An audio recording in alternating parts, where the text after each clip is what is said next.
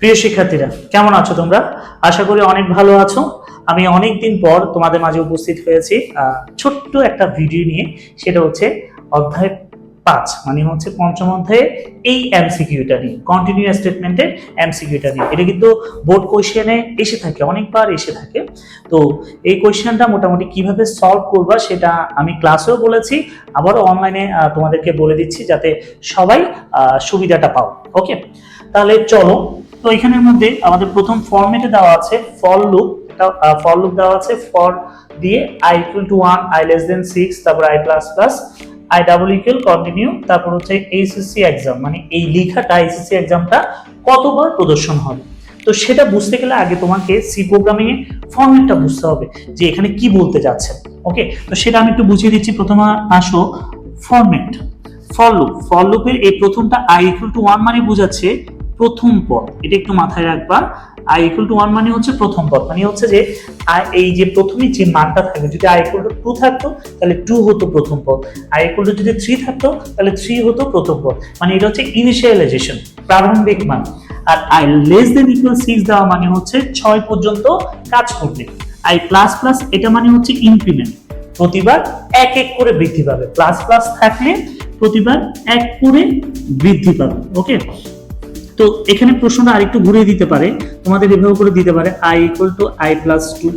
যদি এভাবে করে দেওয়া থাকে তাহলে ধরে নেওয়া হচ্ছে যে i এর মান প্রতিবার 2 করে করে বৃদ্ধি পাবে। যদি এটাকে আমি আরেকটু ঘুরিয়ে দিই, যদি এটাকে এভাবে করে দিই প্লাস ইকুয়াল টু, এভাবেও দেওয়া যাবে, মানে এটা হচ্ছে অ্যাসাইনমেন্ট অপারেটর, এভাবে করে দেওয়া যাবে। তখন এটা বুঝে নিবা i এর মান প্রতিবার কত করে বৃদ্ধি পাবে, 2 করে বৃদ্ধি পাবে।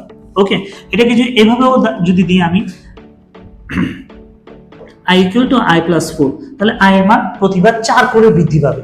যদি এভাবেও দিই i = i-2, তাহলে i এর মান প্রতিবার 2 করে হ্রাস পাবে, মানে কমতে থাকবে। তাহলে এখানের মধ্যে কিন্তু প্রশ্ন প্যাটার্নের মধ্যে চেঞ্জ করে দিতে পারে। যদি এভাবে চেঞ্জ করে দেয় মানগুলো, তাহলে সেই হিসেবে তোমরা বিষয়টা বুঝবা। ওকে, তাহলে এই যে আমি ফরম্যাট গুলো যেভাবে বললাম সেটা একটু খেয়াল করবে, কেমন? তাহলে এইবার আসো আমি ফরম্যাটটা একটু দেখি। ফর লুপ দিয়ে i = 1 মানে বোঝাচ্ছে, তাহলে তোমরা কি করবে, এরকম গ্রাফ করবা, পাশে 1 লিখে দিবা। প্রতিবার কত করে বাড়ছে, এক এক করে। তাহলে একের পরে এক বাড়লে হচ্ছে 2, 2 এর পরে এক বাড়লে হচ্ছে 3, 3 এর পরে 4, 4 এর পরে হচ্ছে 5, 5 এর পরে হচ্ছে 6, 6 পর্যন্ত কাজ করব। কেন? কারণ শেষ পথ আমাদের কত দেওয়া আছে, 6 দেওয়া আছে। 6 পর্যন্ত থাকলে 6 পর্যন্ত কাজ করব, 7 পর্যন্ত থাকলে 7 পর্যন্ত কাজ করব, মানে যত দেওয়া থাকবে তত পর্যন্ত আমরা কাজ করব। ওকে, আর এখানে যেহেতু প্রতিবার এক এক করে বৃদ্ধি পেল, সেজন্য আমি সিরিয়ালি লিখলাম। যদি স্যার 2 করে বৃদ্ধি পেত তাহলে 1, 3, 5 এভাবে করে যেত। ওকে, তাহলে এইবার দেখো আমাদের এখানে একটা শর্ত দিয়েছে i = 4, তারপর হচ্ছে কন্টিনিউয়াস স্টেটমেন্ট।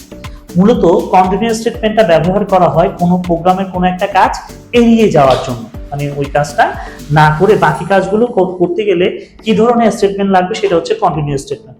তো কন্টিনিউয়াস স্টেটমেন্টে এখানে শর্তে দেওয়া আছে ইফ i = 4। এটা মানে বোঝাচ্ছে 4 নাম্বার পজিশনে এসে সে আর কাজ করবে না। কি কাজ স্যার? এইচএসসি এক্সাম এই লেখাটা সে প্রদর্শন করবে না। 4 নাম্বার পজিশনে এসে এই লেখাটা প্রদর্শন করবে না। সে কি করবে, 1 নাম্বারেও প্রদর্শন করবে, 2 নাম্বার পজিশনেও প্রদর্শন করবে, 3 নাম্বারেও করবে, 5 নাম্বারে করবে, 6 নাম্বারে, কিন্তু 4 নাম্বার পজিশনে এসে লেখাটা প্রদর্শন করবে না। তাহলে সেক্ষেত্রে আমরা এটা টেকনিকটা কি ধরে নিতে পারি, কন্টিনিউয়াস স্টেটমেন্টের আগে শর্তে যে সংখ্যাটা দেওয়া থাকবে সেই সংখ্যাটা ছাড়া আর কি, মানে সেই সংখ্যাটা ছাড়া বাকিগুলো কাজ করবে। তাহলে এখানে কয়টা আছে স্যার? এখানে বাকিগুলো কাজ করলে স্যার কয়টা সংখ্যা, 1টা, 2টা, 3টা, 4টা, 5টা। তার মানে এসসি এক্সাম এই লেখাটা 5 বার প্রদর্শিত হবে। কতবার প্রদর্শিত হবে? 5 বার। তাহলে এখানে অ্যান্সার হলো কত স্যার? 5। আশা করি আমি বুঝাতে পারলাম কন্টিনিউয়াস স্টেটমেন্টটা আসলে কিভাবে কাজ করে, ফর লুপটা কিভাবে কাজ করে সেটাও বুঝিয়ে দিলাম।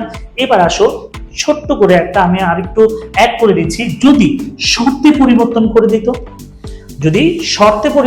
দিত, তখন কি হতো, ধরে নাও এখানে i = 4 না দিয়ে যদি i > 4 দিত, তখন কি হতো, i > 4 দিলে তখন এটা অ্যান্সার কত হতো?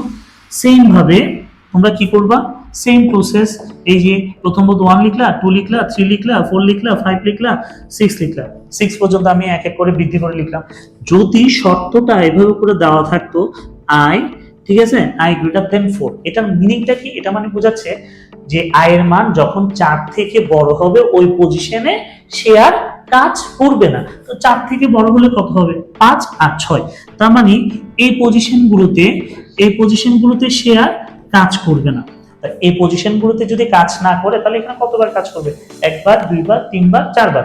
তাহলে তখন এই এসএসসি এক্সাম লেখাটা 4 বার প্রদর্শন হবে। কতবার প্রদর্শন হবে? 4 বার। ক্লিয়ার? আমি কি বুঝাতে পারলাম? তাহলে এখানে শর্ত যদি পাল্টে দেয় তাহলে তোমরা করতে পারবা, এখানেও যদি শর্ত চেঞ্জ করে দেয় তাহলেও পারবা। ক্লিয়ার? Is it clear? আশা করি এই ক্লাসের পরে কন্টিনিউ স্টেটমেন্ট দিয়ে যতগুলো এমসিকিউ আসুক না কেন তোমরা ইজিলি সমাধান করতে পারবা। তো সবার জন্য শুভকামনা রইল।